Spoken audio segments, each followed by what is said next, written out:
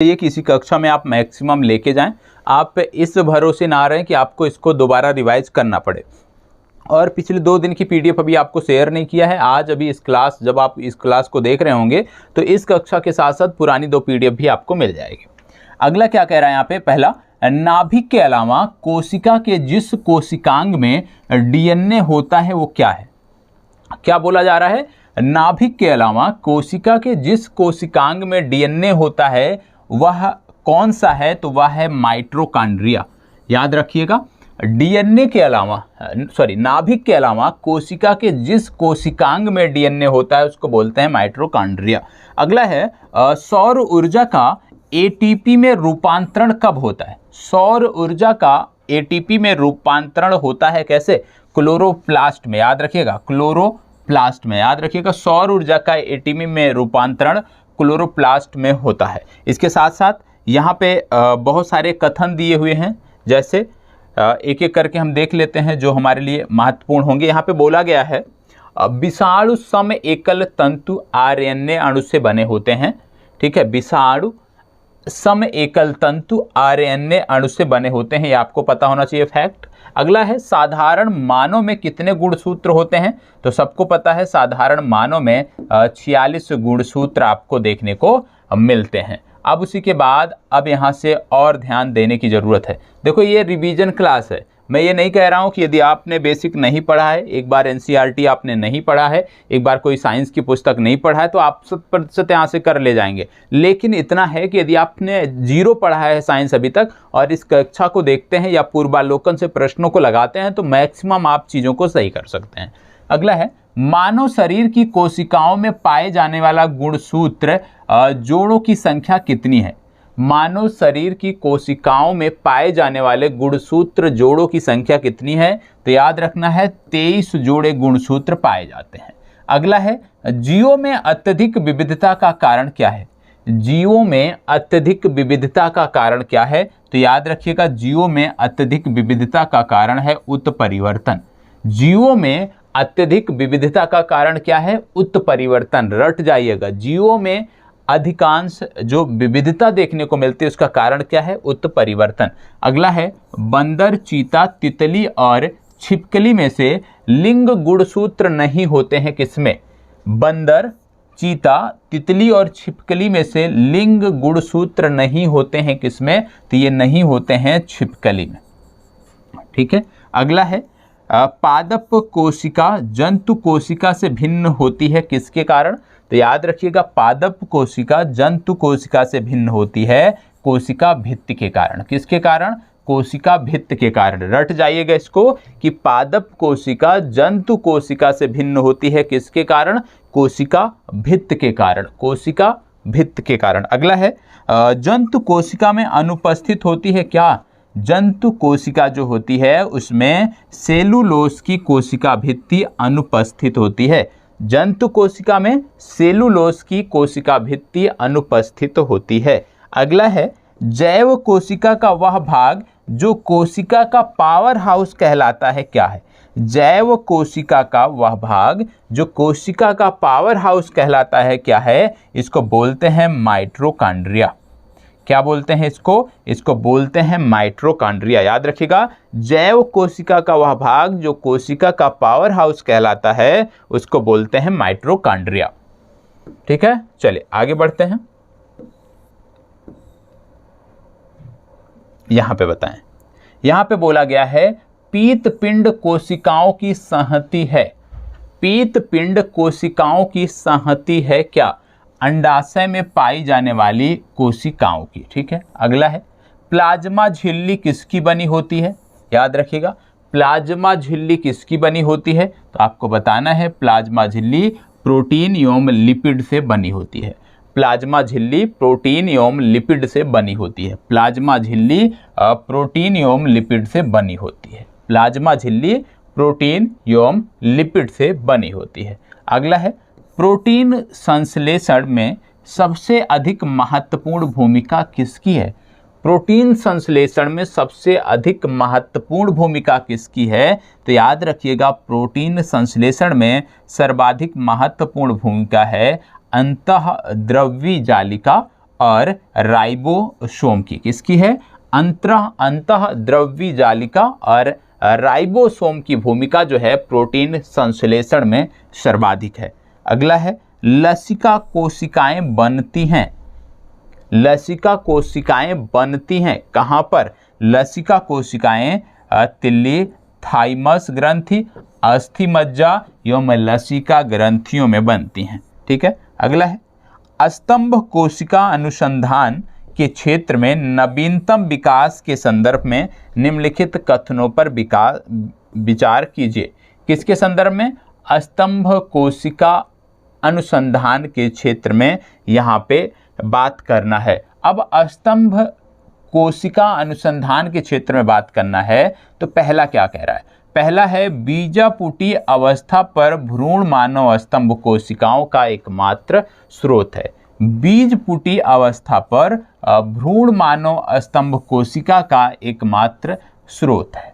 ठीक है। अगला है स्तंभ कोशिका बीज पुटिकों को नष्ट किए बिना प्राप्त की जा सकती है। याद रखिएगा, स्तंभ कोशिका बीज पुटिकों को नष्ट किए बिना प्राप्त की जा सकती है।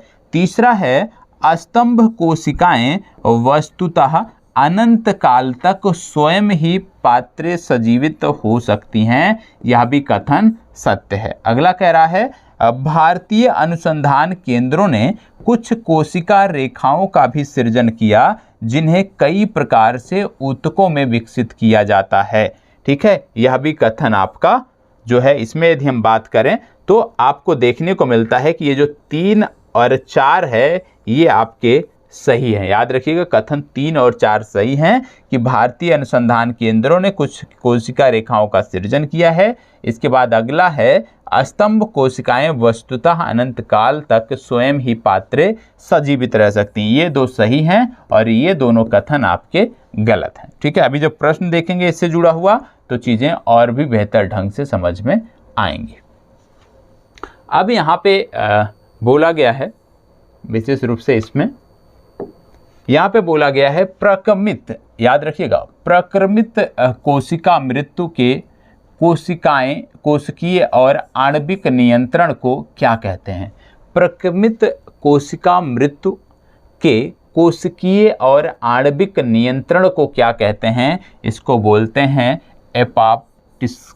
ठीक है, ये आपको पता होना चाहिए। अगला है हमारे तंत्र में अधिकतम एटीपी अणुओं को उत्पन्न करने वाला पद कौन सा है? हमारे तंत्र में अधिकतम एटीपी अणुओं को उत्पन्न करने वाला जो पद है उसको बोलते हैं क्रेब्स चक्र। तो याद रखिएगा, क्रेब्स चक्र क्या है? तंत्र में हमारे अधिकतम एटीपी अणुओं को ये उत्पन्न करता है। ठीक है। अब इनसे जुड़े हुए प्रश्न है, जितना अभी तक आपने देखा उन्हीं से जुड़े हुए प्रश्न यहाँ पर आपको देखने को मिल रहे हैं। जो भी अभी आपने फैक्ट देखा उसी से जुड़े हुए यहाँ पे कुछ प्रश्न भी रखे गए हैं। जैसे पहला प्रश्न क्या कह रहा है? यहाँ पे पहला प्रश्न कह रहा है नाभिक के अलावा कोशिका के किस कोशिकांग में डीएनए होता है? अभी आपने देखा था, इसके बारे में बताया गया। क्या बोला जा रहा है? नाभिक के अलावा कोशिका के किस कोशिकांग में डीएनए होता है?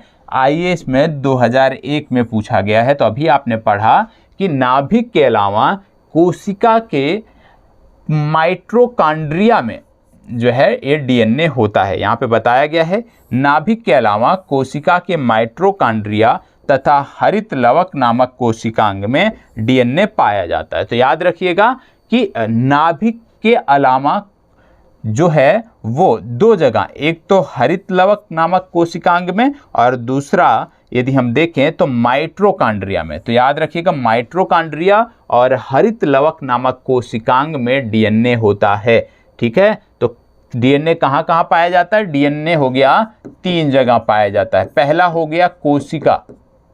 ठीक है, कोशिका के किस कोशिकांग में? तो याद रखिएगा, पहला यहाँ पे हो गया हरित लवक नामक कोशिकांग में और दूसरा हो गया माइटोकॉन्ड्रिया। तो याद रखिएगा, डीएनए 2 जगह याद रखना, हरित लवक कोशिकांग और माइटोकॉन्ड्रिया में। अगला है मानव शरीर की कोशिकाओं में पाए जाने वाले गुणसूत्रों की संख्या गुणसूत्र जोड़ों की संख्या पूछा जा रहा है। तो जब गुणसूत्र जोड़ों की संख्या पूछा जाए, क्योंकि आपने देखा था 46 गुणसूत्र, तो कितने जोड़े हुए, 23 जोड़े हुए, मतलब सी विकल्प इसका सही उत्तर है। अगला कह रहा है जीवों में अत्यधिक विविधता का कारण क्या है। अभी आपने देखा था इसके बारे में कि जीवों में अत्यधिक विविधता का जो कारण है वो है उत्परिवर्तन। तो याद रखिएगा सी विकल्प इसका सही उत्तर है। तो आपने देखा किस तरह से जो आपने फैक्ट देखा उसी से जुड़े हुए यहाँ पे आपको प्रश्न देखने को मिल रहे हैं। ठीक है, अब यहाँ पे जैसे कि हमने एक प्रश्न देखा है अभी थोड़ी देर पहले, निम्नलिखित में से कौन सा कथन सही है। बोला जा रहा है प्रायश लघुतम स्वजीवी कोशिकाएं हैं, माइक्रोप्लाज्मा की कोशिका भित्ति एमिनो शर्करा से बनी होती है। तीसरा कह रहा है कि विषाणु सम एकल तंतु आरएनए अणु से बने होते हैं, और अगला है रिकेटिसिया में कोशिका भित्ति नहीं होती है।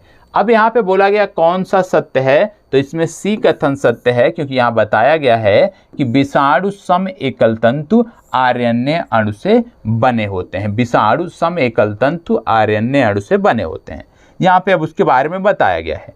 पादप विषाणु अविकल्पी परजीवी होते हैं जो कि सिर्फ पोषी कोशिकाओं के अंदर ही वृद्धि एवं प्रजनन करते हैं। इनमें केवल एक प्रकार का न्यूक्लिक अम्ल पाया जाता है जो कि द्विवलयक या एक वलयक होता है, और न्यूक्लिक अम्ल एक प्रोटीन आवरण द्वारा घिरा होता है। अन्य प्रश्नगत कथन जो है सही नहीं है। तो याद रखिएगा विषाणु सम एकल तंतु आरएनए अणु से बने होते हैं। ठीक है, यहाँ पे क्या बोला गया है, निम्न में से किसमें लिंग गुणसूत्र नहीं होते हैं। अभी आपने देखा कि छिपकली में लिंग गुणसूत्र नहीं होते हैं, वही चीज यहाँ पे प्रश्नों के रूप में है। अगला है साधारण मानव में गुणसूत्र कितने होते हैं। तो जब बोला जाए कितने गुणसूत्र होते हैं तो आप जानते हैं कि पुरुषों में यदि हम बात करें तो पुरुषों में आप देखते होंगे 44 प्लस XY, महिलाओं में यदि आप देखते हो तो 44 प्लस XX गुणसूत्र आपको देखने को मिलते हैं। मतलब सामान्य तौर पे यदि हम देखें तो 46 गुणसूत्र देखने को मिलते हैं। जब हम जोड़ों की बात करते हैं तब हम 23 की बात करते हैं। पुरुष में 44 प्लस XY और महिलाओं में 44 प्लस XX। ठीक है, और ये जो XY XX है इसमें आपको याद रखना है एक चीज़ कि बहुत सारे हमारे समाज में बहुत सारी आप कह सकते हो गलत धारणाएं हैं। जैसे देखते होंगे कि किसी भी कोई भी दंपत्ति है, उनके बार बार यदि हम देखें 2 से 3 संतानें हैं, और उनमें यदि हम देखें सारे के सारे बच्चे हैं, मतलब पुरुष हैं, मेल हैं, तो उसमें आपको देखने को मिलता है। इसका कारण क्या है, इसका कारण सिर्फ और सिर्फ मतलब कोई भी दंपत्ति जो है जब किसी नवजात को जन्म दे रही है वो मेल होगा या फीमेल, ये डिपेंड किस पे करता है, ये डिपेंड करता है पुरुष के गुणसूत्र पर, क्योंकि पुरुष में ही 44 प्लस XY गुणसूत्र पाया जाता है। ठीक है, जो मेल और फीमेल के लिए जिम्मेदार होता है। जबकि महिलाओं में यदि हम बात करें तो 44 प्लस XX होता है सिर्फ और सिर्फ। यदि वहाँ पर हम देखें तो आपको देखने को मिलता है कि सिर्फ X और X है। ठीक है, तो सिर्फ एक ही वहाँ पे देखने को मिलता है। तो ये भी आपको याद रखने की जरूरत है। इसको बताएं, पादप कोशिका जंतु कोशिका से किस प्रकार भिन्न होती है। पादप कोशिका जंतु कोशिका से किस प्रकार भिन्न होती है, बताएं। देखो, पादप कोशिका जंतु कोशिका से जो भिन्न होती है वो कोशिका भित्ति के कारण होती है। अब इसमें आपको बता दें कि लिखा है पादप कोशिका जंतु कोशिका से भिन्न होती है क्योंकि इसकी कोशिका में बाह्य आवरण कोशिका भित्ति कहलाता है, जो कि हरे पौधों में मुख्यतः सेल्यूलोज से निर्मित होता है। जंतु कोशिका में कोशिका भित्ति का अभाव होता है। इसके अलावा हरे पौधों की कोशिकाओं में हरित लवक पाया जाता है, जबकि जंतु कोशिकाओं में इसका अभाव होता है। तो जैसे जंतु कोशिका में यदि हम आपको देखें तो आपको देखने को मिलता है कि जंतु कोशिका में कोशिका भित्ति नहीं पाई जाती है। ठीक है, जबकि पादप कोशिका में यदि देखें तो कोशिका भित्ति पाई जाती है। तो ये एक चीज़ यहाँ पे और याद रखिएगा कि जो जंतु कोशिका होती है उसमें आपको कोशिका भित्ति नहीं देखने को मिलती है। इसमें आपको देखने को मिलता है हरित लवक, ये भी नहीं देखने को मिलता है। ठीक है, तो कहने का मतलब है प्रश्न बहुत आसान है। मैंने बार बार आपसे पहले दिन से बोला था कि आप सभी के पास पूर्वालोकन होना चाहिए, बहुत ज़रूरी है। ठीक है, कोई एक पुस्तक नहीं है तो भी चल जाएगा, लेकिन पूर्वालोकन जरूरी है, जरूरी है, जरूरी है। जिन्होंने ध्यान दिया होगा आज वो बेहतर स्थिति में हैं, जिन्होंने इस बात का इग्नोर किया, इस बात पर ध्यान नहीं दिया, निश्चित रूप से आज वो बेहतर स्थिति में नहीं होंगे, क्योंकि इसका कोई काट ही नहीं है। जंतु कोशिका में निम्नलिखित में से क्या अनुपस्थित होता है? बोला गया जंतु कोशिका में निम्नलिखित में से क्या अनुपस्थित होता है? बताएं, क्या अनुपस्थित होता है? सेलुलोज की कोशिका भित्ति, केंद्रक, माइटोकॉन्ड्रिया, इनमें से कोई नहीं। अभी आपको बताया गया कि कोशिका भित्ति जो है वो जंतु कोशिका में नहीं पाई जाती है, मतलब ए विकल्प सही उत्तर है। ठीक है, अगला कह रहा है जैव कोशिका का कौन सा भाग पावर हाउस कहलाता है? जैव कोशिका का कौन सा भाग पावर हाउस कहलाता है? तो आपको पता होगा जब इस तरह का प्रश्न आता है कि कौन सा भाग पावर हाउस कहलाता है, तो जैव कोशिका का जो माइटोकॉन्ड्रिया होता है उसको हम पावर हाउस बोलते हैं। तो आसानी से आप देख रहे होगे कि प्रश्न जो है वो आसानी से निकल रहे हैं। ठीक है, यदि कहीं पे ना निकल रहे हो, क्योंकि साइंस की बात है, कुछ टर्म हमें हिंदी में नहीं समझ में आते हैं तो तुरंत हमें दूसरे पेज पे जाकर अंग्रेजी वाले टर्म को समझने का प्रयास करना है। ठीक है, साइंस में विशेष रूप से प्रोटीन संश्लेषण में निम्न कोशिकांगों में से किन की भूमिका सबसे अधिक महत्वपूर्ण है? प्रोटीन संश्लेषण में निम्न कोशिकांगों में से किसकी भूमिका सबसे अधिक महत्वपूर्ण है? लाइसोसोम और सेंट्रोसोम, अंतःद्रव्य जालिका या गाल्की उपकरण और माइटोकॉन्ड्रिया, या लाइसोसोम और माइटोकॉन्ड्रिया? क्या बोला जा रहा है? प्रोटीन संश्लेषण में निम्न कोशिकांग में किसकी भूमिका सबसे अधिक महत्वपूर्ण है? अभी आपको मैंने बताया था अंतःद्रव्य जालिका और राइबोसोम की जो भूमिका है ये सबसे ज्यादा महत्वपूर्ण होती है। कहां पर? प्रोटीन संश्लेषण में। ठीक है, चलिए आगे बढ़ते हैं। अगला है मानव शरीर के किस अंग में लसिका कोशिकाएं बनती हैं? मानव शरीर के किस अंग में लसिका कोशिकाएं बनती हैं? बताएं। इसके बारे में भी आपको बताया गया था कि इनका निर्माण जो है वो कहाँ कहाँ होता है। इनका निर्माण लसिका ग्रंथियों, तिल्ली और थाइमस ग्रंथि तथा अस्थि मज्जा द्वारा किया जाता है। ठीक है, ये आपको अभी मैंने बताया था थोड़ी देर पहले, तो आप बताएं इसका क्या सही होगा। मानव शरीर के किस अंग में लसिका कोशिकाएं बनती हैं? तो आपको पता है यकृत में नहीं बनती हैं, अग्नाशय में भी नहीं बनती हैं, दीर्घअस्थि में भी। ये कहाँ बनती हैं? तिल्ली में। तो डी विकल्प आपका सही उत्तर है। ठीक है, चलिए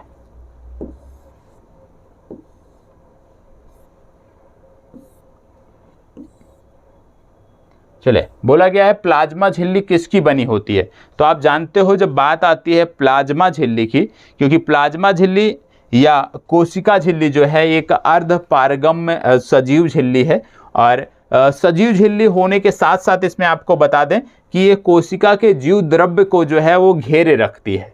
और कोशिका झिल्ली का निर्माण 3 परतों में होता है, जिनमें से जो बाहरी एवं भीतरी परतें होती हैं वो प्रोटीन द्वारा निर्मित होती हैं, और जो मध्य वाली परत होती है उसका निर्माण लिपिड या वसा द्वारा होता है। तो याद रखिएगा कि इसका सही उत्तर है ए और बी, प्रोटीन और लिपिड दोनों से। प्रोटीन और लिपिड दोनों से क्यों सही है? क्योंकि इसमें जो सबसे बाहरी 3 परतें होती हैं, इनमें जो सबसे बाहरी परत है और सबसे जो आंतरिक परत है वो प्रोटीन द्वारा निर्मित होती है, तथा जो मध्य परत है वो लिपिड द्वारा निर्मित होती है। ये भी आपको याद रखना है। ठीक है, तो क्या याद रखना है कि प्लाज्मा झिल्ली किससे बनी होती है? प्रोटीन और लिपिड से, क्योंकि प्लाज्मा झिल्ली एक पारगम्य झिल्ली होती है जिनमें 3 परतें होती हैं। पहली और तीसरी परत प्रोटीन से बनी होती है और बीच वाली जो परत है वो लिपिड से बनी होती है। ठीक है, चलिए आगे बढ़ते हैं। इसको देखिएगा, निम्नलिखित में से कौन सा कथन प्राणियों में स्तंभ कोशिका के प्रत्यारोपण के संदर्भ में सही है? निम्नलिखित में से कौन सा कथन प्राणियों में स्तंभ कोशिकाओं के प्रत्यारोपण के संदर्भ में असत्य है? ये वर्ड जरूर आप ध्यान दीजिएगा। आपकी परीक्षा में लगभग आपको कम से कम 2 से 3 प्रश्न इस तरह अवश्य देखने को मिलेंगे जहां पे असत्य कथनों की पहचान बोली गई होगी, जहां पे बोला गया होगा कि असत्य कथन बताइए या इनमें से कौन सा असत्य है बताइए, तो ध्यान रखिएगा, क्योंकि हमारी आदत बनी होती है, हमारी मेंटलिटी होती है कि ज़्यादातर हम क्या देखते हैं कि सत्य कथनों की पहचान करिए, सत्य बताइए, और उसी आधार पे हम इन सब चीज़ों को गलत कर देते हैं। ठीक है, तो यहाँ याद अवश्य आपको रखना है, सत्य या असत्य। यहाँ पे क्या बोला गया है, निम्नलिखित में से कौन सा कथन प्राणियों में अस्तंभ कोशिकाओं के प्रत्यारोपण के संदर्भ में असत्य है, बताएं।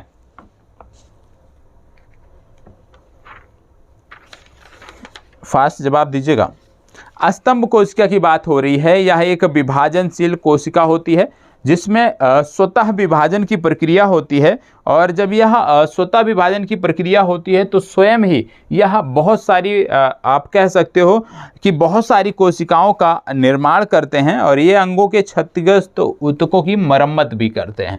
तो याद रखना है कि क्या बोला जा रहा है, प्राणियों में अस्तंभ कोशिका की बात की जा रही है, और इसका जो सही उत्तर है, मतलब जो असत्य है, ये यही है कि ये केवल भ्रूण में पाई जाती हैं, ये असत्य है। ठीक है, बाकी और सब सत्य है, जैसे ये एक या एक से अधिक प्रकार की विशिष्ट कोशिकाओं की बनाने की क्षमता रखती हैं, निश्चित रूप से सत्य है। ये अंगों के क्षतिग्रस्त ऊतकों की मरम्मत करती हैं, ये भी सत्य है। ये प्राणी में जीवन भर स्वयं गुणन करती हैं, ये भी सत्य है। तो अस्तंभ कोशिका के बारे में इतना याद रखना है कि अस्तंभ कोशिका एक विभाजनशील कोशिका होती है जिसमें स्वतः विभाजन करने की क्षमता होती है, और इस कोशिका में यदि देखें तो कुछ विशिष्ट कोशिकाओं को बनाने की भी क्षमता होती है। इसके साथ साथ ये शरीर के क्षतिग्रस्त ऊतकों का निर्माण भी करती हैं, मरम्मत भी करती। ठीक है, चलिए आगे बढ़ते हैं,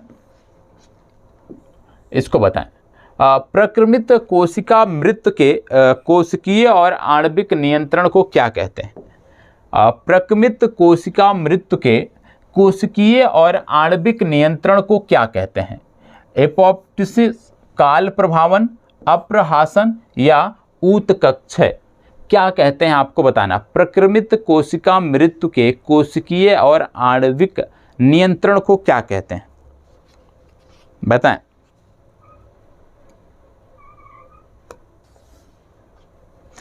यह विशेष रूप से यदि हम बात करें तो भ्रूण विकास तथा अंगों के प्रति विकास के समय होता है। ठीक है, भ्रूण विकास तथा अंगों के प्रति विकास के समय होता है, और इसको बोलते हैं एपोप्टोसिस। ठीक है, ए विकल्प आपका सही उत्तर है। तो अभी तक आपने देखा कि किस प्रकार से कोशिका के बारे में हमने फैक्ट देखा और उनसे जुड़े हुए प्रश्नों का अध्ययन किया। देखो, परीक्षा के समय में सबसे बेहतर तरीका है, मैंने आपको बार बार बोला, वन लाइनर पुस्तक होनी चाहिए। वन लाइनर पुस्तक जिनके पास नहीं थी उन्हीं की कमी को दूर किया जा रहा है। दूसरा, पूर्वालोकन आपके पास होना चाहिए। वही दोनों चीज़ें आपको इस समय कराई जा रही हैं। ठीक है, चलिए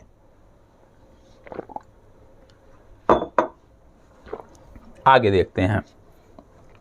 अगला है, एक और बचा है, हमारे तंत्र में अधिकतम एटीपी अणुओं का उत्पन्न करने वाला पद कौन सा है? क्रेब्स चक मैंने आपको बताया था, शायद आपको याद भी होगा। अब यहाँ पे बात आ गई है आनुवंशिकता की। ठीक है, क्या बात आ गई है? आनुवंशिकता की बात आ गई है। अब आनुवंशिकता पे हम देख लेते हैं। आनुवंशिकता पे यदि हम देखें तो क्या बोला जा रहा है, आनुवंशिकता के जनक के रूप में विख्यात वैज्ञानिक कौन हैं? आनुवंशिकता के जनक के रूप में विख्यात वैज्ञानिक कौन हैं, बताएं। आनुवंशिकता के जनक के रूप में विख्यात वैज्ञानिक कौन हैं? तो याद रखना है, आनुवंशिकता के जनक के रूप में जो वैज्ञानिक विख्यात हैं उनका नाम है ग्रेगर मेंडल। अगला है, मेंडल ने अपने चिर प्रतिष्ठित वंशागत नियमों को प्रतिपादित करने में जिस जीवधारी का उपयोग किया वो क्या था? वह था गार्डेन पी मटर। ये भी आपको याद रखना है कि मेंडल ने अपना जो वंशागत नियम दिया वो मटर के आधार पे दिया। अगला है, मेंडल के आनुवंशिकता का सिद्धांत आधारित है किस पे? लैंगिक जनन पे, सबको पता है। अगला है, जीनोम चित्रण का संबंध है जीन्स के चित्रण से। जीनोम चित्रण का संबंध किससे है? जीन के चित्रण से। आगे आते हैं तो जीवों में आनुवंशिक लक्षण संतान में ले जाए जाते हैं, कहाँ से? क्रोमोसोम के द्वारा। जीवों में आनुवंशिक लक्षण संतान में ले जाए जाते हैं, कहाँ से? क्रोमोसोम के द्वारा। और जीन क्या है, जीन जो है वो डीएनए का एक भाग है। देखो सबसे आसान है आनुवांशिकता, क्योंकि हम कक्षा 9 से पढ़ते आ रहे हैं, ठीक है। तो ये चीज़ें बहुत ही आसान है, इसमें आपको ज़्यादा, मुझे नहीं लगता है ज़्यादा आपको मेहनत करने की ज़रूरत है, क्योंकि चीज़ें यदि एक दो बार पढ़ लेंगे तो कवर हो जाएंगी। जीन के भीतर अनुक्रम आधार में परिवर्तन क्या कहलाता है? जीन के भीतर अनुक्रम आधार में परिवर्तन क्या कहलाता है? इसको बोलते हैं उत्परिवर्तन। जीन के भीतर अनुक्रम आधार में परिवर्तन क्या कहलाता है?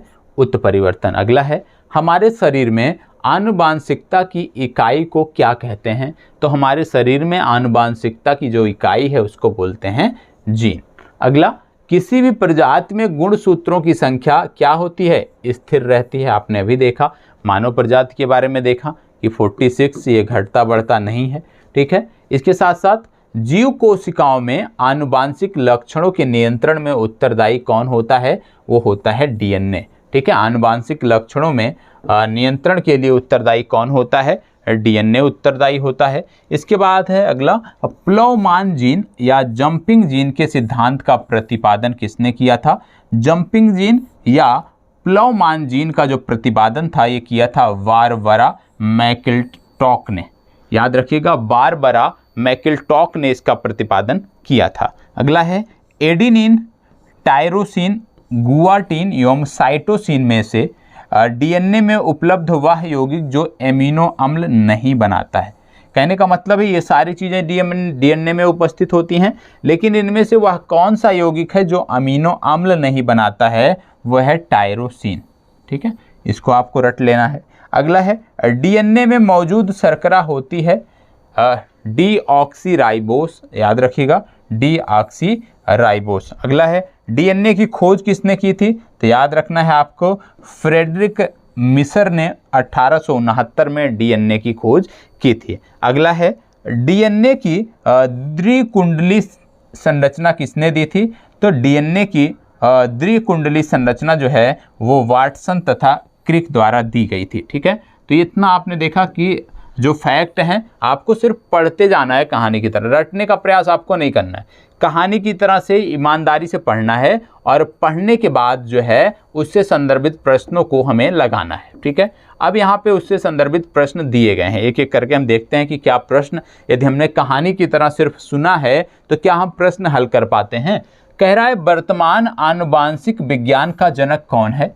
तो वर्तमान आनुवांशिक विज्ञान के जनक की बात हो रही है। आप जानते हैं कि आनुवांशिकता की खोज किसने की थी? ग्रेगर जॉन मंडल ने की थी। ग्रेगर जॉन मंडल ने आनुवांशिकता की खोज की थी, और इसी के कारण इनको आनुवांशिक विज्ञान का जनक माना जाता है। तो इसका सही उत्तर हो गया ए विकल्प। आगे बढ़ते हैं और अगला प्रश्न देखते हैं। फिर यही प्रश्न रिपीट हुआ है, आनुवांशिकता के जनक के रूप में विख्यात वैज्ञानिक कौन है? तो आप जानते हैं ग्रेगर जॉन मेंडल, बी विकल्प आपका सही उत्तर है। अगला प्रश्न आ गया।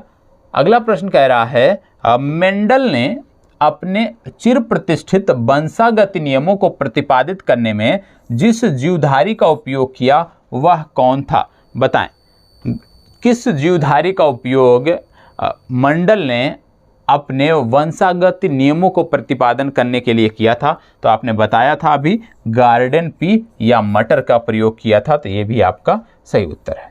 अगला है, मेंडल के आनुवांशिकता का सिद्धांत किस पर आधारित है? मेंडल का जो आनुवांशिकता का सिद्धांत है ये किस पे आधारित है? बताएं। मेंडल का जो आनुवांशिकता का सिद्धांत है विशेष रूप से लैंगिक जनन पर आधारित है, मतलब सी विकल्प सही उत्तर है, बीपीएससी में पूछा गया प्रश्न है। अगला है, जीनोम चित्रण का इनमें से किससे संदर्भ है? जीनोम चित्रण का रक्त वर्गीकरण नहीं, स्नायु केंद्रों का चित्रण नहीं, मस्तिष्क का चित्रण नहीं, जीन्स का चित्रण जी हाँ। याद रखिएगा, जीनोम चित्रण का संबंध जीन्स के चित्रण से है। किसी भी जीव के डीएनए में विद्यमान समस्त जीनों का अनुक्रम जीनोम कहलाता है। जीनोम के सभी गुणसूत्रों का संरचनात्मक एवं प्रकार्यात्मक संगठन जीनोम चित्रण कहलाता है, ठीक है। अगला कह रहा है, जीवों में आनुवांशिक लक्षण संतान में ले जाए जाते हैं किसके द्वारा? जीवों में जो आनुवांशिक लक्षण होते हैं वो संतान में किसके द्वारा ले जाए जाते हैं? राइबोसोम द्वारा, क्रोमोसोम द्वारा, प्लाज्मा द्वारा या लाइसोसोम द्वारा। तो याद रखिएगा, जीवों में आनुवांशिक लक्षण जो हैं वो संतान में ले जाए जाते हैं क्रोमोसोम के द्वारा। ठीक है, इसके बारे में कुछ यहाँ पे डिटेल दी हुई है, इसको हम देख लेते हैं। यहाँ पे बोला गया है जीवों में आनुवांशिक लक्षण क्रोमोसोम द्वारा संस्थान में ले जाए जाते हैं। ये न्यूक्लियो प्रोटीन के बने होते हैं तथा इनका नाम प्रस्तुत करने वाले वैज्ञानिक वाल्डेयर थे। कोशिका विभाजन के समय क्रोमेटिन जालिका की धागे के समान छोटे छोटे टुकड़ों के रूप में स्पष्ट हो जाती है। क्रोमेटिन पदार्थ के इन छोटे टुकड़ों को गुणसूत्र कहते हैं, जिन पर जीन्स पाए जाते हैं। यद्यपि अधिकतर जीन्स डीएनए के भाग हैं, परंतु कुछ विषाणुओं में ये आरएनए के भी भाग होते हैं, जैसे कि रियो वायरस। तो याद रखिएगा, यहाँ से एक चीज़ और पता चला, यदि आपसे कभी बोल दिया जाए कि अधिकतर जीन्स कि सभी जीन्स, यदि आपसे इसलिए बोल दिया जाए जीन्स केवल डीएनए में पाए जाते हैं, तो ये कथन गलत होगा, क्योंकि कुछ विषाणुओं में जो जीन्स हैं वो आरएनए में भी पाए जाते हैं। तो जीन्स आरएनए प्लस डीएनए दोनों में पाए जाते हैं, लेकिन बहुधा जो है वो जीन्स जो हैं वो डीएनए में पाए जाते हैं। ठीक है, चलिए, जीन क्या है? डीएनए का एक भाग, डीएनए और हिस्टोम का एक भाग, डीएनए, आरएनए और हिस्टोम का एक भाग, उपरोक्त सभी। जीन क्या है बताएं? जीन क्या है? जवाब दीजिएगा। चलें, देखो, जीन जो है अधिकांश डीएनए में पाए जाते हैं, लेकिन कुछ विषाणुओं में आरएनए में भी पाए जाते हैं। लेकिन यहाँ पे यदि हम देखें तो डीएनए और आरएनए कहीं नहीं लिखा हुआ है। आरएनए लिखा है तो हिस्टोन भी जोड़ दिया गया है, तो इसलिए इसका सही उत्तर है ए विकल्प। इसको बताएं, हमारे शरीर में आनुवांशिकता की इकाई को क्या कहते हैं? हमारे शरीर में आनुवांशिकता की इकाई को क्या कहते हैं? मानव शरीर में आनुवांशिकता की इकाई को क्या कहते हैं? गुणसूत्र, डीएनए, केंद्रक या जीन? तो आपको बताना है कि मानव शरीर में आनुवांशिकता की इकाई को जीन कहते हैं। ठीक है, चलिए इसको बताएं। जीव कोशिकाओं में आनुवांशिक लक्षणों के नियंत्रण में निम्नलिखित में से कौन सा उत्तरदायी है?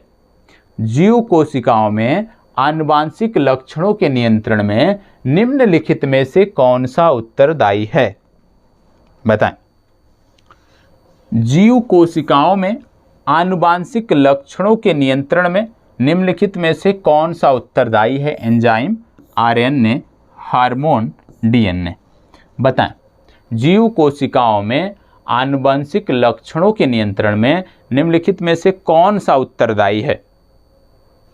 चले जवाब दीजिएगा। आपको बताया गया बार बार कि डीएनए है भैया, तो काहे परेशान होना है, डीएनए पे टिक करिए। अगला देखो, जो अभी आपने फैक्ट देखा सिर्फ उसको सुनना है ध्यान से। उसको यदि ध्यान से सुना है तो प्रश्न एक भी गलत नहीं होगा।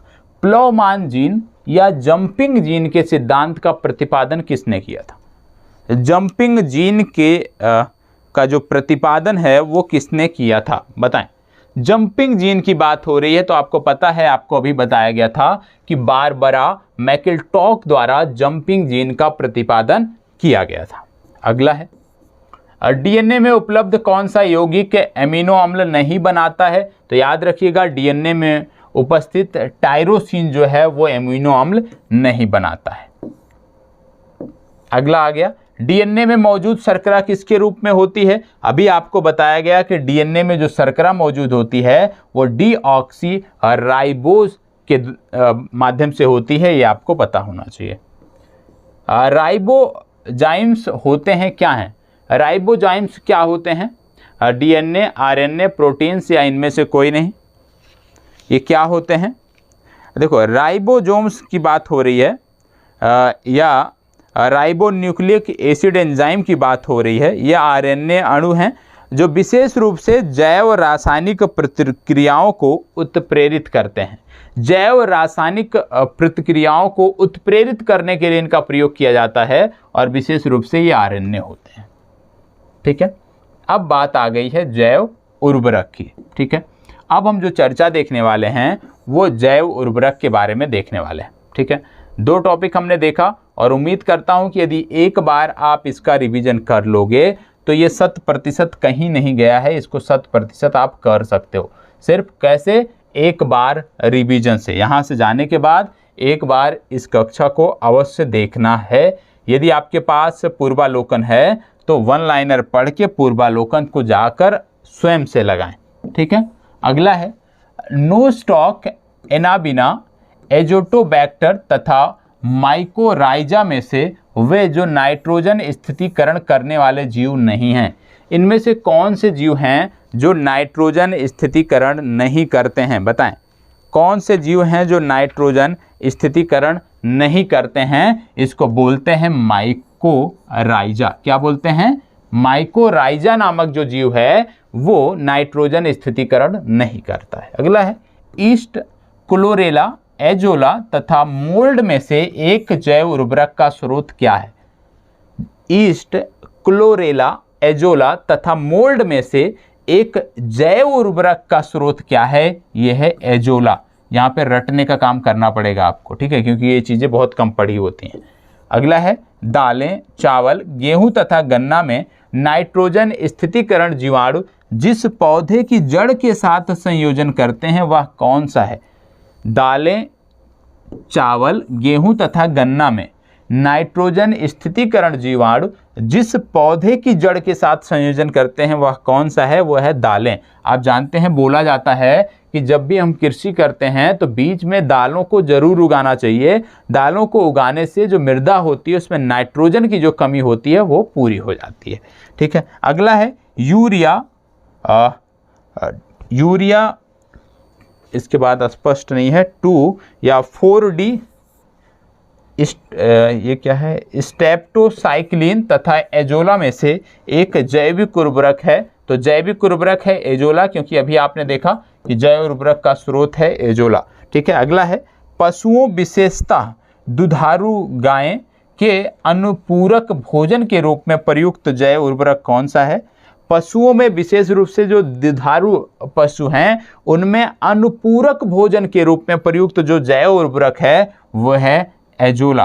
तो एजोला के बारे में आपको पता होना चाहिए। अभी इसके बारे में हम डिटेल से प्रश्नों के साथ देखेंगे। ठीक है, यहाँ पे देखो, जैसे नील हरित शैवाल यदि हम बात करें एक जैव उर्वरक है। क्रायोसोपा की यदि हम बात करें ये माहो नियंत्रक है। ठीक है, माहो एक रोग होता है। बायो 902 क्या है? सरसों का कायक्लोन है। एजोटोबैक्टर क्या है? एक जीवाणु है। ठीक है, पुनः जो लोग कृषि से जुड़े होंगे निश्चित रूप से वो इसको समझते होंगे। गेहूं, चना, धान एवं सरसों में से वह फसल जिनमें नील हरित शैवाल मुख्यतः जैव उर्वरक के रूप में प्रयोग होता है।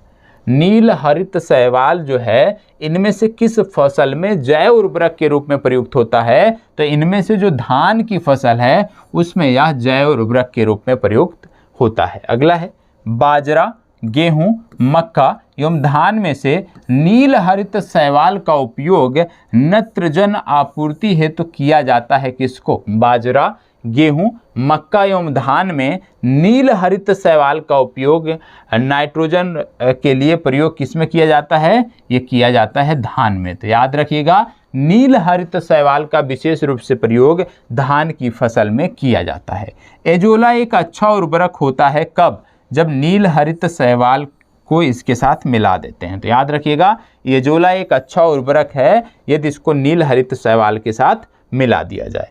एजोला बहुधा जैव उर्वरक के रूप में प्रयोग किया जाता है क्योंकि इसका सहचारी है नील हरित शैवाल। अगला है एजोला है एक, ये क्या है? यह एक जलीय फर्न है जो कि हम जैव उर्वरक के रूप में प्रयोग करते हैं। जलीय फर्न जिसे जैव उर्वरक के रूप में प्रयुक्त किया जाता है कौन सा है? तो जलीय फर्न जिसे जैव उर्वरक के रूप में प्रयुक्त किया जाता है वह है एजोला। अगला है साइनोबैक्टीरिया, प्रोटोजोआ तथा विषाणु में से वह जो जैव उर्वरक के रूप में प्रयोग होते हैं वह है साइनोबैक्टीरिया। साइनोबैक्टीरिया, प्रोटोजोआ तथा विषाणु में से जो जैव उर्वरक के रूप में प्रयोग होते हैं वह है साइनोबैक्टीरिया। अगला है चना, मटर, सेम तथा धान में से वह पौधा जो नाइट्रोजन स्थितीकरण में सहायक नहीं है। नाइट्रोजन स्थितीकरण में सहायक नहीं है धान, और इसीलिए धान में नाइट्रोजन स्थितीकरण करने के लिए हम अन्य विकल्पों पर जाते हैं। ठीक है। अगला है कंपोस्ट के संदर्भ में सही नहीं है। कंपोस्ट के संदर्भ में क्या नहीं सही है? देखो ये चीज़ अभी आपको जब प्रश्न आएगा तो वहाँ पे आप समझ पाओगे, क्योंकि यहाँ पे अन्य विकल्पों को नहीं दिया गया है।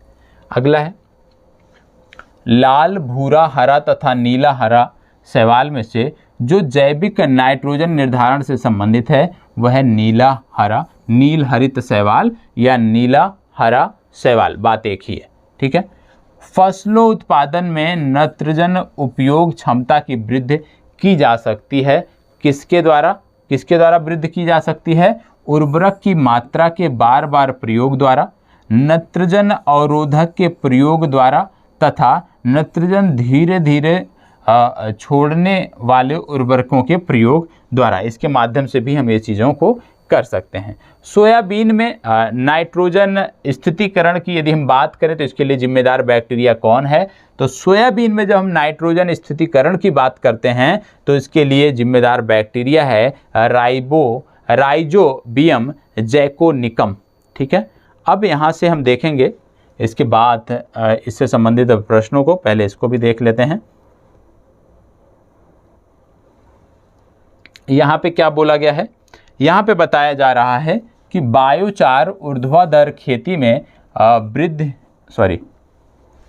इसमें क्योंकि प्रश्न पूरा नहीं है, ये जैसे कथन होते हैं उस तरह का है, तो अब यहाँ पे प्रश्न दिए हुए हैं, ध्यान से देखना है।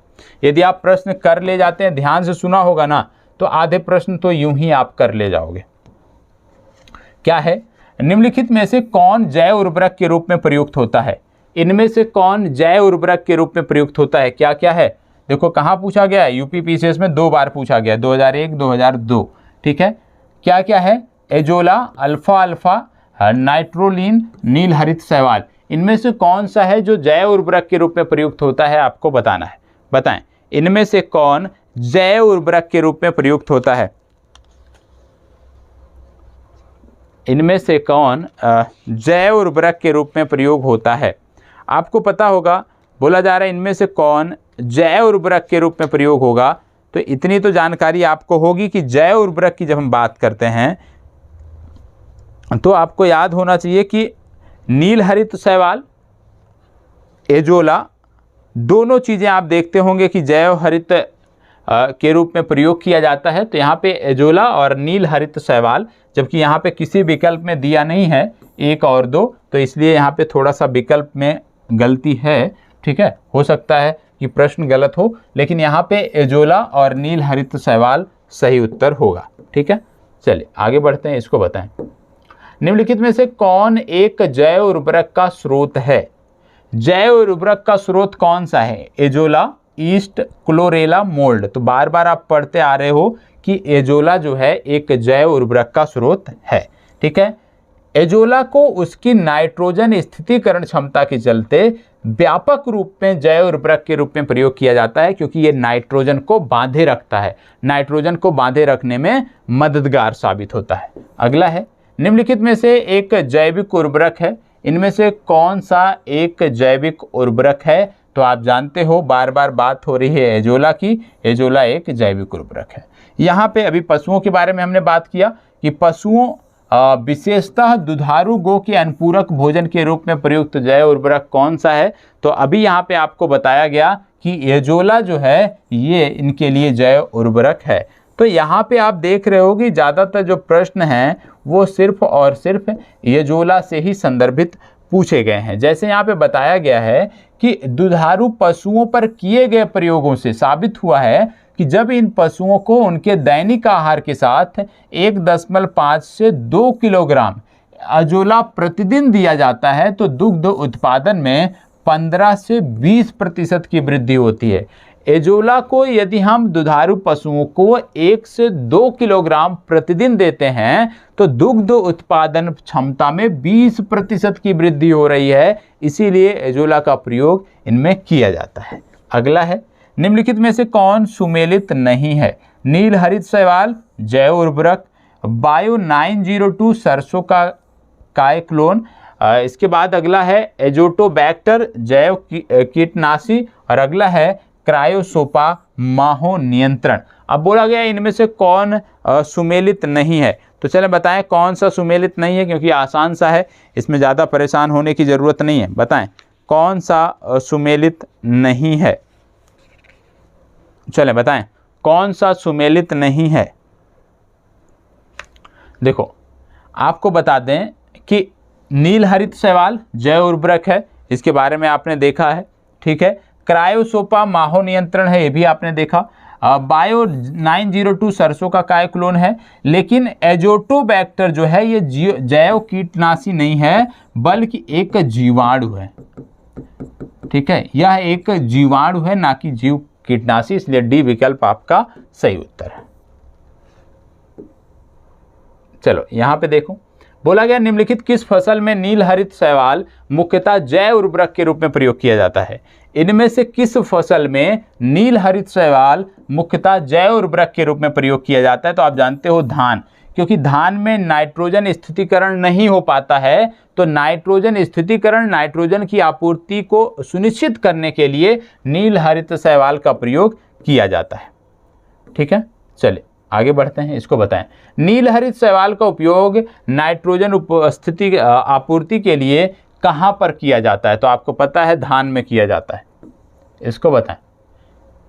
निम्न के साथ मिलाने से एजोला एक अच्छा उर्वरक होता है, इनमें से किसके साथ मिलाने पर एजोला एक अच्छा उर्वरक होता है? अभी मैंने आपको बताया था, बताएं एजोला को किसके साथ मिलाने पर यह एक बेहतर उर्वरक होता है? नील हरित शैवाल, गोबर, यूरिया या हड्डी का चूरा, किसके साथ मिलाने पर यह एक अच्छा उर्वरक होता है? तो याद रखिएगा, नील हरित शैवाल को जब हम मिलाते हैं एजोला के साथ तो एक अच्छा उर्वरक ये बनता है।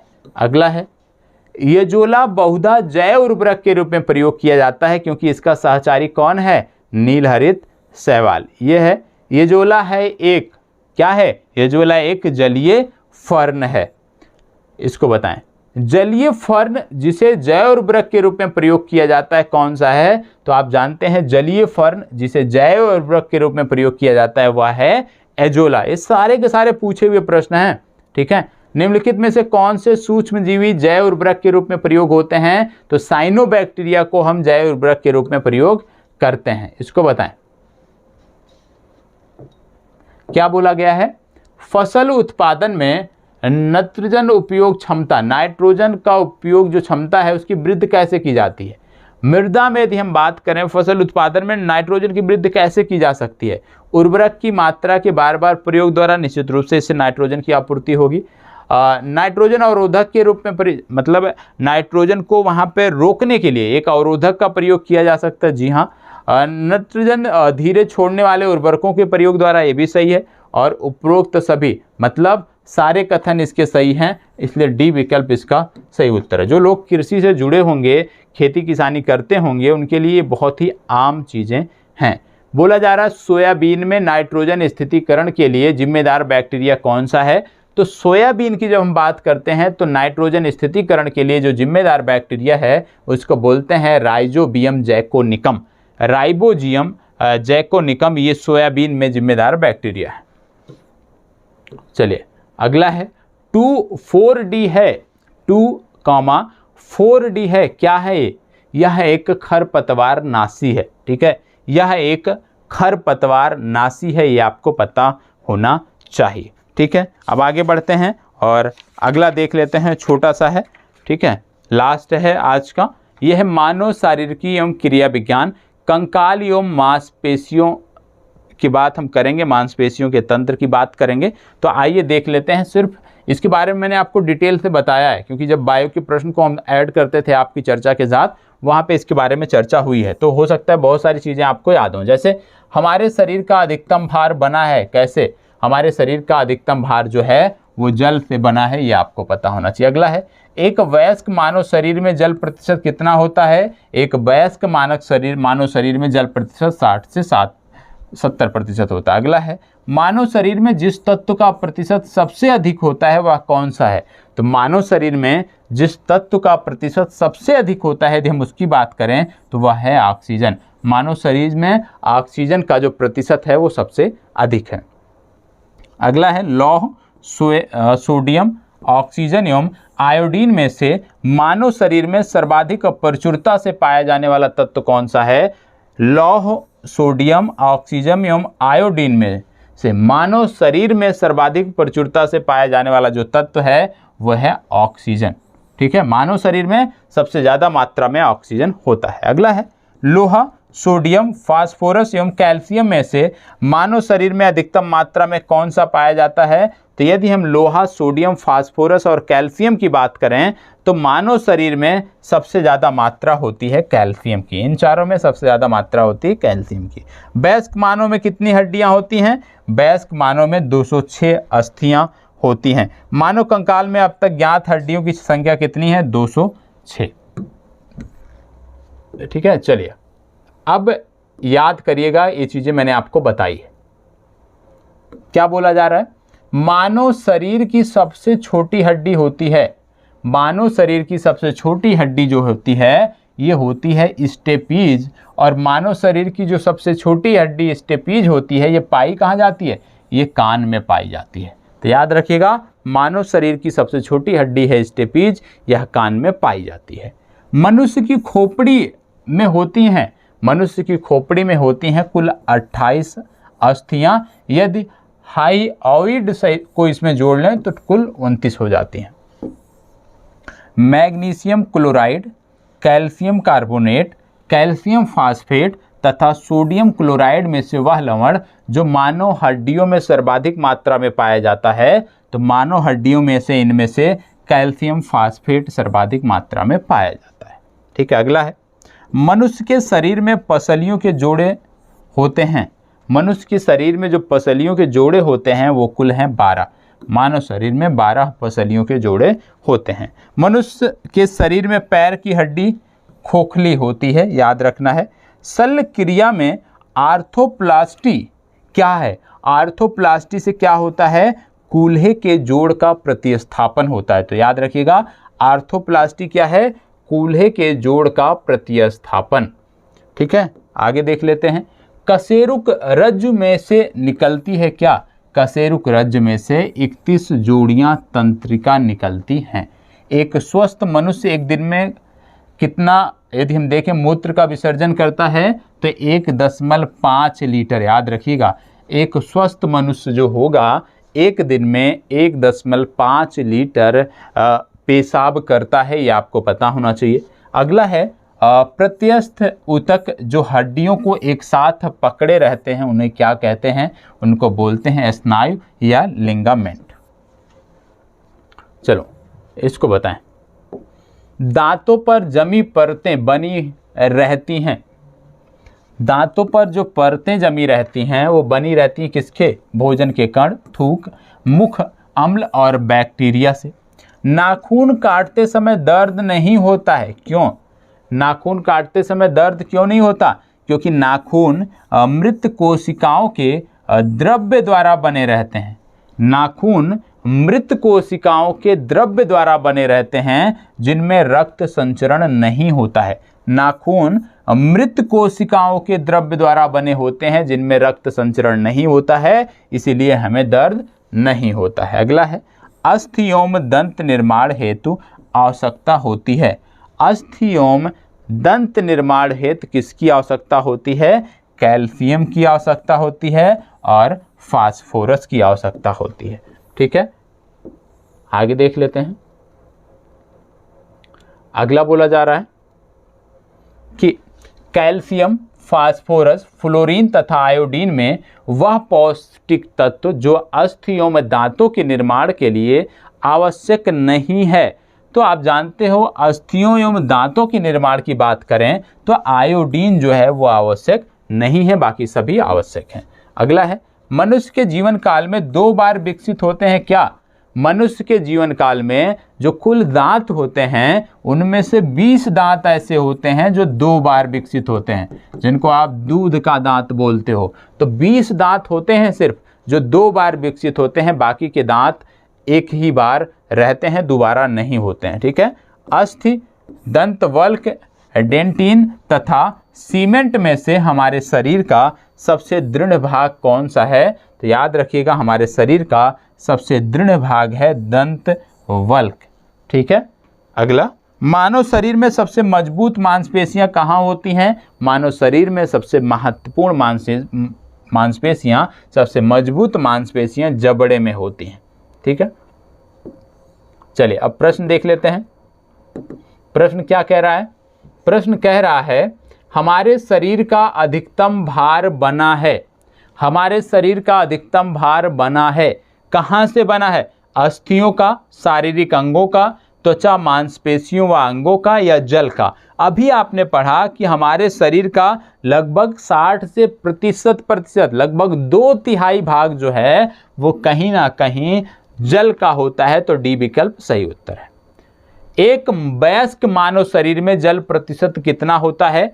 वयस्क मानव शरीर में यदि हम बात करें तो 60 से 70% हिस्सा जल होता है। तो 60 से 70 के बीच में 65 आता है, इसलिए यहाँ पे 65 को टिक किया गया है। मानव शरीर में सर्वाधिक प्रचुरता से पाया जाने वाला तत्व कौन सा है?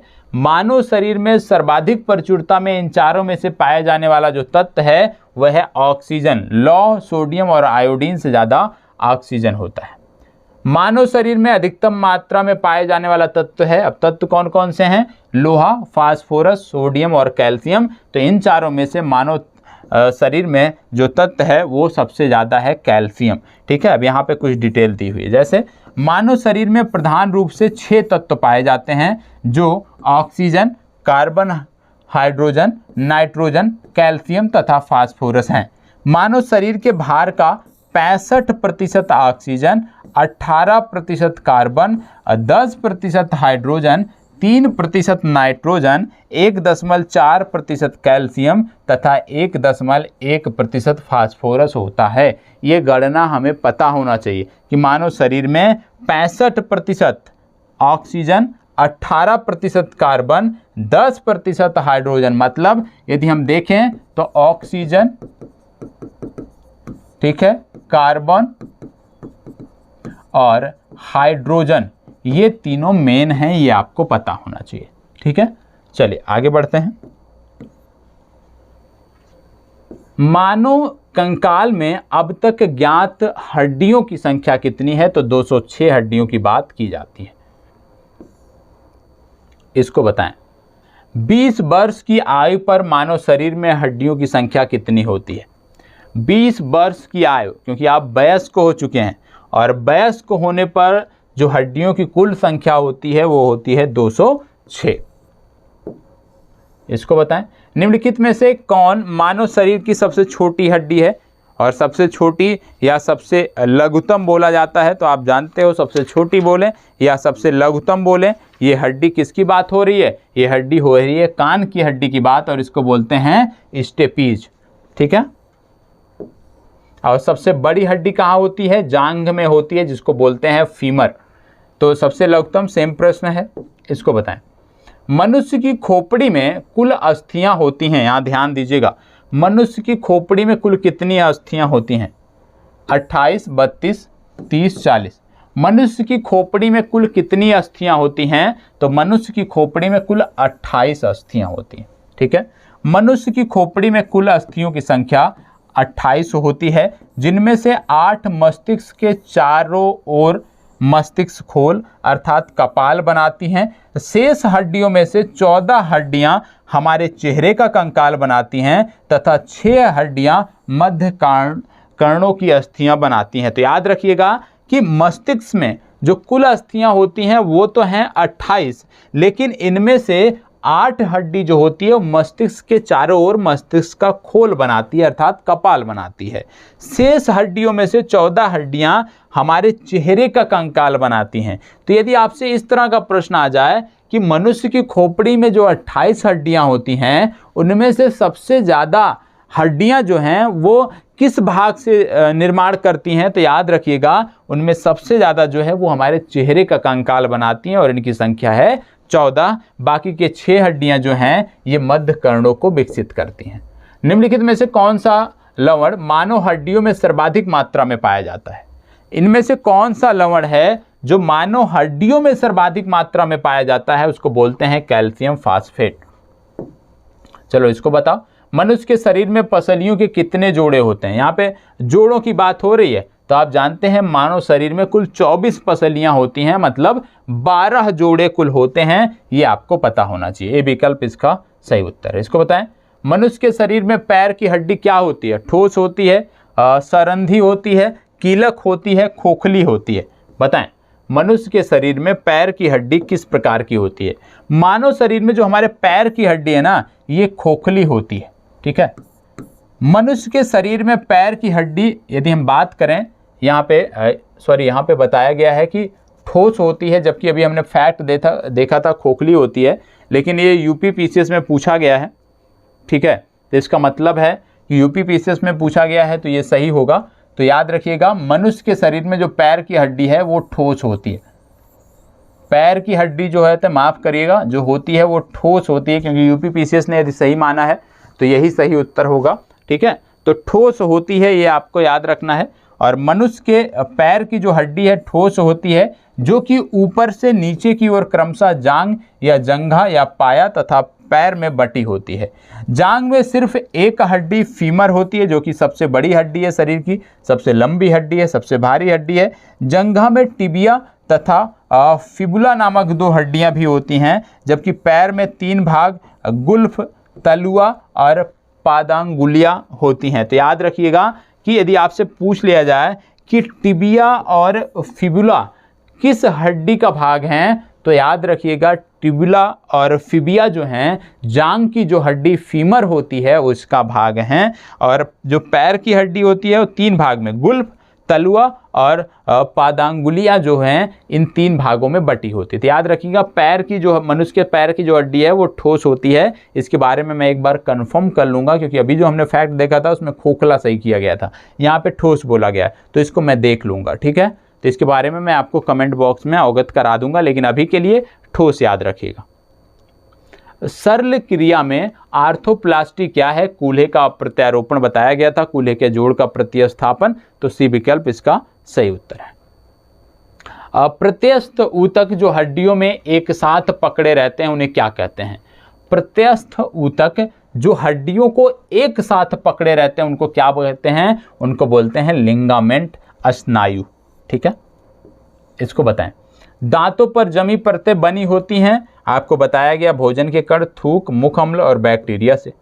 ठीक है। नाखून काटने समय दर्द क्यों नहीं होता? क्योंकि नाखून जो है वो मृत कोशिकाओं के द्रव्य द्वारा बने होते हैं, उनमें यदि हम देखें ब्लड सर्कुलेशन नहीं होता है, जिसके कारण हमें दर्द नहीं होता है। अस्थि योम दंत निर्माण हेतु निम्नलिखित में से किसकी आवश्यकता होती है? तो याद रखिएगा अस्थि की बात है तो कैल्शियम हमें चाहिए। दंत निर्माण है तो यदि हम बात करें तो मतलब कैल्शियम और फास्फोरस आप याद रख सकते हैं। कैल्शियम और फास्फोरस अस्थि और दंत निर्माण दोनों में सहायक हैं, और यदि इनकी कमी हो जाती है तो अस्थि एवं दंत संबंधी बीमारियां आपको देखने को मिलती हैं। निम्नलिखित में से कौन सा पौष्टिक तत्व अस्थि एवं दांतों के निर्माण के मजबूती के लिए आवश्यक नहीं है? तो दांतों और अस्थियों के निर्माण के लिए बात हो रही है, तो आप जानते हो कैल्शियम भी जरूरी है, फास्फोरस भी जरूरी है, फ्लोरीन भी जरूरी है। कौन सा जरूरी नहीं है? आयोडीन का दांतों की और अस्थियों से कोई संबंध नहीं है। ठीक है, चले लास्ट प्रश्न। मनुष्य के जीवन काल में दांत 2 बार विकसित होते हैं, कितने? मनुष्य के जीवन काल में मात्र 20 दांत हैं जो 2 बार विकसित होते हैं। निम्नलिखित में से कौन हमारे शरीर का सबसे दृढ़ भाग है? तो हमारे शरीर का सबसे दृढ़ भाग है दंत वल्क। दंत वल्क हमारे शरीर का सबसे दृढ़ भाग है। तो आज के लिए इतना ही। आज की जो चर्चा है उसको यहीं पर हम समाप्त करते हैं। ठीक है, कल फिर मिलेंगे। तब तक के लिए इसी प्रकार हमारे साथ बने रहें और रिवीजन अवश्य करें। पीडीएफ आज जब आप ये वीडियो देख रहे हैं, पीडीएफ आपके टेलीग्राम पे शेयर कर दिया गया है, जाकर देखें पीडीएफ को। और यदि आपके पास पूर्वालोकन नहीं है यदि आपके पास पूर्वालोकन, या आप में से कोई भी छात्र यदि है जिसके पास पूर्वालोकन नहीं है, हमारा प्रयास होगा कि पूर्वालोकन आपको PDF के माध्यम से उपलब्ध कराया जाए। कल मैं संस्था से बात करता हूँ, रवि सर से बात करता हूँ और बोलता हूँ कि बच्चों के लिए मान लीजिए कोई नहीं खरीद सकता है पूर्वालोकन, उसका शुल्क नहीं वहन कर सकता है, तो एक PDF फॉर्मेट में यदि हम उपलब्ध करा दें तो आप सबके लिए अच्छा रहेगा। प्रयास रहेगा कि आगे से आपको PDF फॉर्मेट में पूर्वालोकन मिले। प्रारंभिक परीक्षा अच्छे से देना है, हमें ज़्यादा से ज़्यादा स्कोर करना है, जिससे मुख्य परीक्षा में हम मुख्य परीक्षा का जो मार्ग है वो प्रशस्त हो सके। और मुख्य परीक्षा की तैयारी भी आप मान के चलिए, मैं 11 को वाल्मीकि से आ रहा हूँ, वाल्मीकि नगर से वापस आऊँगा, तो 12 को मैं यहाँ पे पहुँचूँगा, तो 12 तारीख के बाद आप मान के चलिए 15 से निश्चित रूप से आपकी मुख्य परीक्षा का कार्यक्रम आपको बता दिया जाएगा। और मुख्य परीक्षा का जो कार्यक्रम होगा वो सब्जेक्ट वाइज होगा, ठीक है। ऐसा नहीं है कि रैंडम कोई भी प्रश्न आके हम हल करा रहे हैं। सब्जेक्ट वाइज जो आपके पाठ्यक्रम का टॉपिक है उसके आधार पे मुख्य परीक्षा का आपको रिवीजन कराया जाएगा, मुख्य परीक्षा का उत्तर लेखन कराया जाएगा। सारी चीज़ें बिल्कुल निःशुल्क हैं, बस आप अच्छे से परीक्षा दीजिए, हमारी जितनी क्षमता है हम आपके साथ जुड़े रहेंगे। और मुख्य परीक्षा की जब बात करते हैं, अनुभव बहुत अच्छा रहा है। 2 बार मैंने UPSC का मेंस क्वालिफाई किया है, तो UPSC का मेंस क्वालिफाई करने से का मतलब ये है कि आंसर राइटिंग जो है ठीक ठाक है। बहुत बेहतर होता तो शायद सिलेक्शन हो गया होता, लेकिन हाँ ठीक ठाक है, उतने से काम चल जाएगा PSC में।